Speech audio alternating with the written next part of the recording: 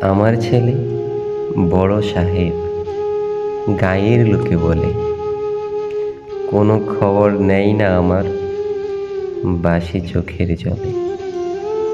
ছেলের খোঁজে ডাকায় এসে পাইনি তারই খোঁজ।